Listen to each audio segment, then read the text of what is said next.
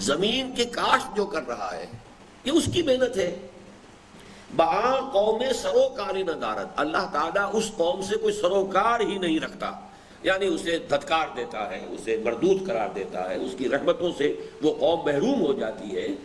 کہ دہقانش برائے دیگراں کشت، کہ جس کا دہقان، دہقانش اس کا دہقان، جس قوم کا دہقان دوسروں کے لیے کاشت کر رہا ہے، یہ ہے وہ مزارع اور حاری، اور وہ کسان وہ دوسروں کے لیے کاشت کر رہا ہے، اس کی محنت ہے، اس کا خون پسینہ ہے، راتوں کو جاگ کر اور سانپوں کے کاٹنے کا خطرہ مول لے کر پانی ہو دے، کھیتوں میں جا کر پانی لگائے، پھر وہ جون کی اور مئی کی گرمی کے اندر جا کر فصل کاٹے، اور پھر یہ کہ اس میں سے لائنز شیئر آ کر جاگیردار یا زمیندار لے جاتے. یہ چیز جو ہے علامہ اقبال کے ہاں بڑی کلیئر ہے. چنانچہ سماجی، سیاسی اور معاشی جملہ سطحوں پر تمام ناانصافیوں اور ناہمواریوں کا خاتمہ کر کے دین حق کے کامل نظام عدل و قسط کو بالفعل نافذ و قائم کرنے کے لیے مبعوث فرمائے گئے تھے خاتم النبیین اور سید المرسلین محمد الامین صلی اللہ علیہ وسلم بفہوائے الفاظ قرآنی وَأُمِرْتُ لِأَعْدِلَ بَيْنَكُمْ. اُمِرْتُ لِأَعْدِلَ بَيْنَكُمْ کیا ترجمہ ہوگا اس کا؟ راوی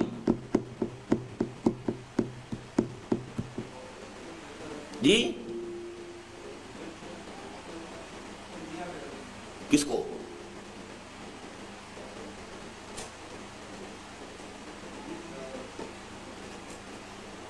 امرتو ہے نہیں، پہلے لفظ امرتو ابھی آپ میں چھوڑ نہیں رہا آپ کو، امرتو سے نہیں آگے جانے دینا نا، امرتو کو پہلے ڈیفائن کیجیے. جی مجہول ہے لیکن کون سا صیغہ ہے؟ واحد متکلم. امرتو مجھے حکم دیا گیا ہے، میں حکم دیا گیا ہوں، یعنی مجھے حکم دیا گیا ہے. امرتو اومیرا وہ حکم دیا گیا، اومیرا، اومیرو، اومیرت، اومیرتا، اومیرنا. اب یہ 14 صیغے یاد کریں نا، آخری دو کیا آئیں گے؟ امرتو، اومیرنا. مجھے حکم دیا گیا، ہمیں حکم دیا. امرتو حضور فرما رہے ہیں مجھے حکم دیا گیا ہے لِأَعْدِلَ تاکہ میں تمہارے مابین بینکم تمہارے مابین عدل کروں. عادلہ پر زبر کیوں آیا؟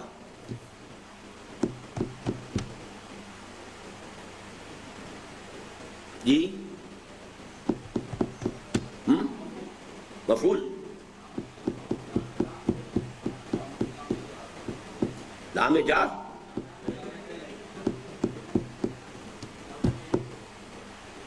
کیوں اتنی دیر لگتی ہے؟ کیوں اتنی دیر لگتی ہے؟ اصل اس کی شکل کیا ہونی چاہیے فرحان؟ اگر یہ لام یہاں نہ ہوتا تو یہ لفظ کیا ہوتا؟ عادلو. شاباش. عدالہ یعدلو، یعدلو سے پھر وہی متکلم کا صیغہ بنے گا عادلو. یعدلو، یعدلان، یعدلون، تعدلو، تعدلان، یعدلنا، چلے گا نا.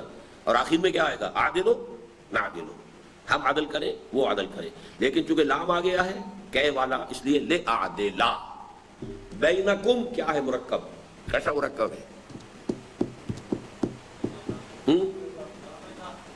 اضافی، مضاف مضاف الیہ. امرت لِأَعْدِلَ بینکم یعنی حضور سے یہ کہلوایا گیا کہ مجھے تو اس لیے بھیجا گیا ہے. Don't think I have come to say sermons only. وہی بات جو ایچ جی ویلز کی میں نے آپ کو بتائی ہے کہ جہاں تک سرمنز کا تعلق ہے جیزس آف نزارت کے ہاں بھی سرمنز تو بہت ہیں. Human fraternity, equality and freedom, 3 چیزوں کی بہت بات ہے، لیکن یہ ماننا پڑتا ہے کہ تاریخ انسانی میں پہلی مرتبہ ان اصولوں پر ایک معاشرہ قائم کیا محمد نے صلی اللہ علیہ وسلم. تو میں صرف واعظ بن کر نہیں آیا ہوں، صرف مبلغ بن کر نہیں آیا ہوں، بلکہ میرے ذمے یہ کام ہے کہ تمہارے مابین عدل قائم کروں.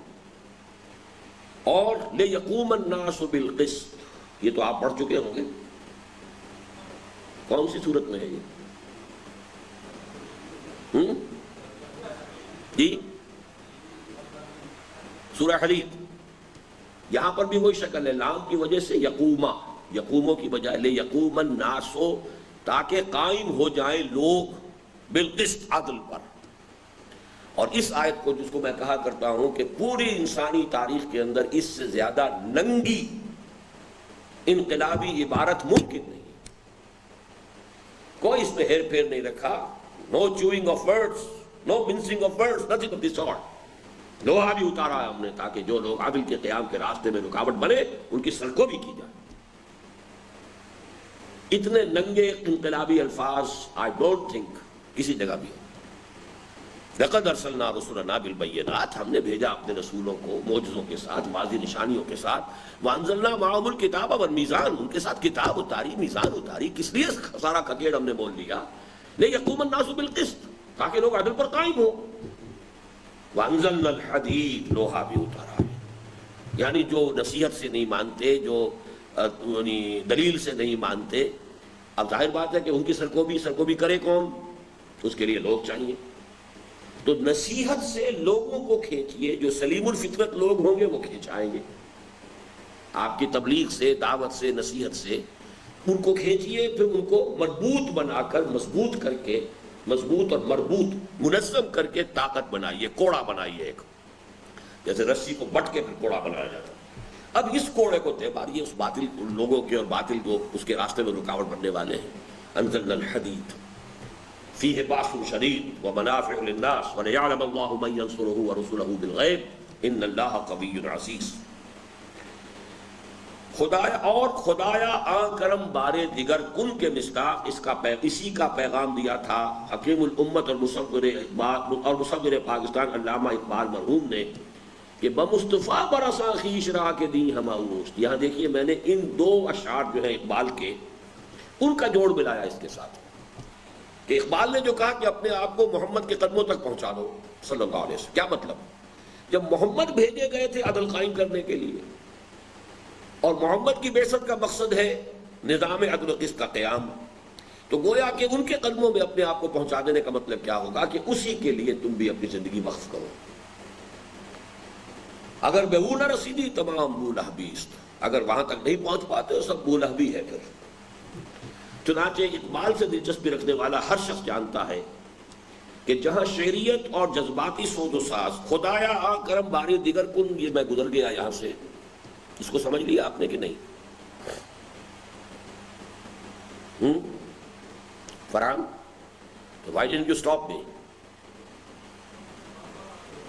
کوئی حج نہیں، ایک دفعہ بھی نہیں روکا تم نے. بار بار کا کیا سوال ہے؟ یہ چیزیں میں چاہتا ہوں you must remember these things. ہمارے ہاں نعت گو شاعر جو فارسی میں ہے حضرت جامی،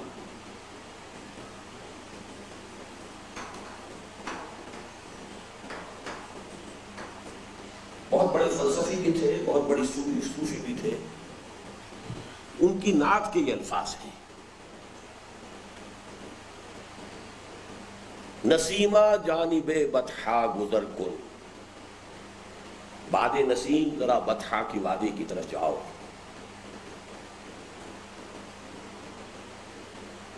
ز احوالم محمد را خبر کن، میرے حالات محمد صلی اللہ علیہ وسلم کو بتاؤ. اسی اس میں نعت میں یہ الفاظ آئے ہیں: مشرف گرچہ شد جامی ز لطفش، خدایا آن کرم بارے دیگر کن. اگرچہ جامی ان کے لطف سے مشرف ہو چکا ہے ایک دفعہ، یعنی حضور کی زیارت کوئی نصیب ہوئی ہوگی انہیں خواب میں، تو ان کے لطف و کرم کا ایک دفعہ تو مجھ پر یہ احسان ہوا کہ وہ میرے خواب میں آئے تھے حضور صلی اللہ علیہ وسلم. مشرف گرچہ شد جامی سے لطفش، خدایا آن کرم بارے دیگر کن. اے اللہ وہ کرم مجھ پر دوبارہ ہو جائے اور مجھے پھر حضور صلی اللہ علیہ وسلم کی زیارت جو ہے خواب میں نصیب ہو جائے. میں نے ان الفاظ کو یہاں لیا ہے خدایا آن کرم بارے دیگر کو، کہ جیسے محمد رسول اللہ صلی اللہ علیہ وسلم نے وہ نظام عدل و قسط قائم کر کے دکھایا دنیا میں، اللہ کرے کہ ہم بھی ان کے امتی ہونے کے دعوے کو اس اعتبار سے کسی درجے میں سچ کر دکھائیں کہ وہی کرم پروردگار جو ہے دوبارہ دنیا پر ہو جائے، وہی نظام عدل و قسط دوبارہ قائم ہو جائے. اور خدایا آن کرم بارے دیگر کن کے مصداق اسی کا پیغام دیا تھا حکیم الامت اور مصور پاکستان علامہ اقبال نے کہ بمصطفیٰ برساں خویش راہ کے دی ہم اوست، اگر بہو نہ رسیدی تمام بو لہبیست. چنانچہ اقبال سے دلچسپی رکھنے والا ہر شخص جانتا ہے کہ جہاں شعریت اور جذباتی سوز و ساز کے اعتبار سے کلام اقبال کے نقطۂ عروج کا مظہر ان کی دوسری نظمیں خصوصاً ذوق و شوق ہے، وہاں امت مسلمہ کے نام ان کے پیغام کا مظہر اتم و اکمل ہے ابلیس کی مجلس شورا، یہ جس کا میں نے ذکر پہلے بھی کیا تھا، اور خصوصاً اس کے یہ آخری اشعار۔ یہ اتم میں نے پڑھا، صحیح پڑھا غلط پڑھا؟ مظہر اتم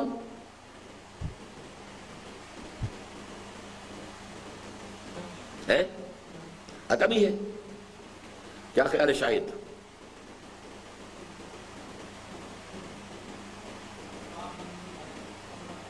ہے جی؟ اتما، اتماما کیا شے بنی ہے؟ پہنچے تو لیکن غلط ہو گیا، گاڑی والا اس میں کیا فرق ہوگا؟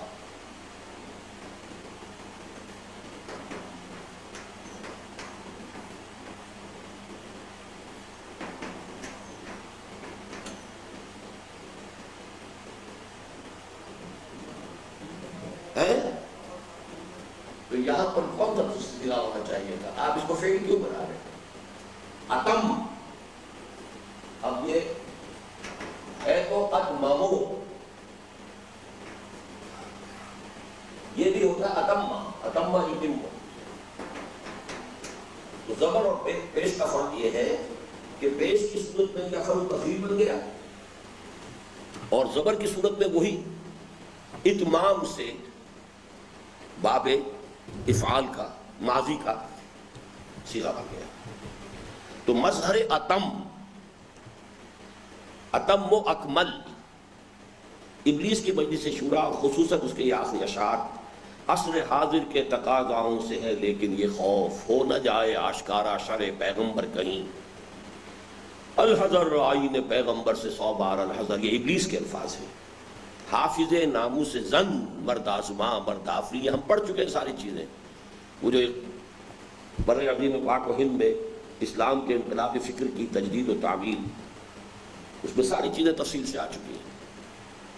کرتا ہے دولت کو ہر آلودگی سے پاک و صاف، منعموں کو مال و دولت کا بناتا ہے امین، اس سے بڑھ کر اور کیا فکر و عمل کا انقلاب، بادشاہوں کی نہیں اللہ کی ہے یہ زمین، چشم عالم سے رہے پوشیدہ یہ آئیں تو خوب، یہ غنیمت ہے کہ خود مومن ہے محروم یقین۔ اس میں جو سب سے بڑا نکتہ ہے اس کے پہلے مصرے میں ہے، وہ کیا نکتہ ہے؟ پہلا مصرع اور آخری مصرع ایک مضمون کے دو پہلوؤں کو واضح کر رہے ہیں جو نہایت اہم ہے، وہ کیا ہے؟